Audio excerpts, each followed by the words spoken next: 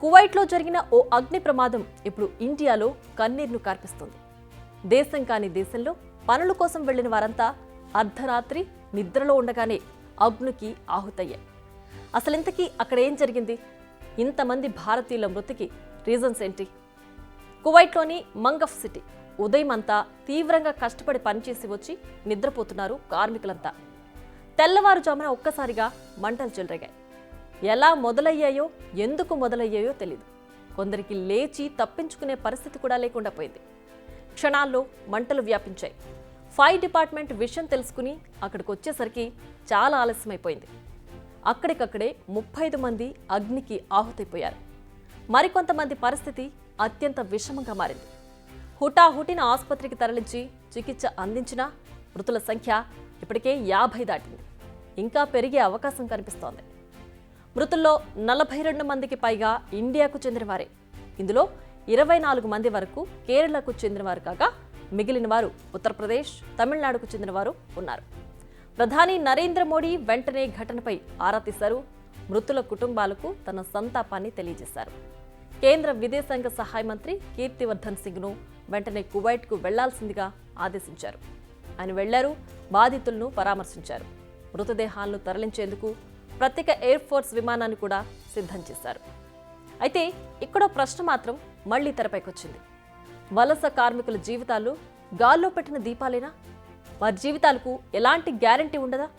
వారితో గొడ్డు చాకరీ చేయించుకుని సరైన వసతులు కూడా ఏర్పాటు చేయరా?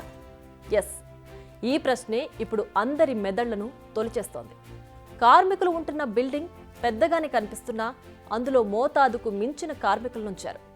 ఒక్కో రూమ్ను పార్టిషన్ చేసి అందులో కార్మికులను కుక్కేశారన్న ఆరోపణలు కనిపిస్తున్నాయి.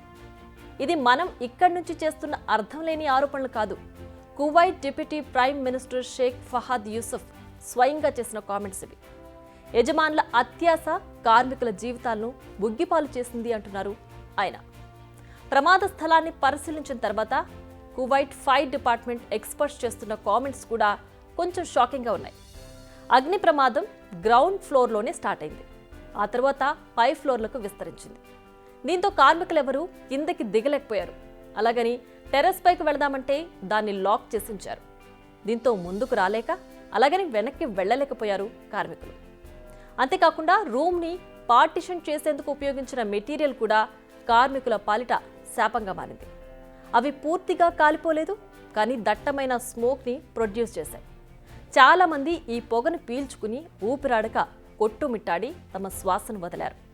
వారు కొట్టుమిట్టాడింది కొన్ని నిమిషాలే కావచ్చు, కానీ అంతలో వారు ఎంత నరకం అనుభవించుంటారో ఊహించుకోవడానికి భయంకరంగా ఉంది. ఇక అగ్నికి ఆహుతైన వారి పరిస్థితి అయితే మరీ దారుణం. కనీసం వారి మృతదేహాలను గుర్తించే పరిస్థితి కూడా లేదు. ఇప్పుడు వారి కుటుంబ సభ్యుల డిఎన్ఏతో మ్యాచ్ చేసి వారిని గుర్తించాల్సిన పరిస్థితి ఏర్పడింది. కువైట్ ప్రభుత్వ అధికారుల మాటలతో తేలేదేంటంటే అక్కడ కార్మికులకు సరైన వసతులు లేవు. ఇటు మన కేంద్ర ప్రభుత్వమైనా అక్కడి స్థానిక ప్రభుత్వాలైనా ఇప్పటికైనా వలస కార్మికుల జీవితాలు ఎలా ఉన్నాయో ఓసారి ఫోకస్ చేయాలి. తగిన చర్యలు తీసుకోవాలి. సరైన వసతులు కల్పించాలి. ఇలాంటి ప్రమాదాలు జరగకుండా చూడాలి. నిజానికి వారంతా తమ ఇంటిని చక్కదిద్దుకునేందుకు ఇళ్లను వదిలారు. అంతో ఇంతో సంపాదించి తిరిగి వస్తామని చెప్పి ఇంటి నుంచి కదిలారు. కానీ ఇప్పుడు కొందరు శవాలుగా కూడా తిరిగి రాని పరిస్థితి. కేంద్ర ప్రభుత్వం వెంటనే స్పందించి సంతోషం. గాయపడ్డ వారికి మెరుగైన చికిత్స అందించేందుకు అన్ని ఏర్పాట్లు చేస్తుంది.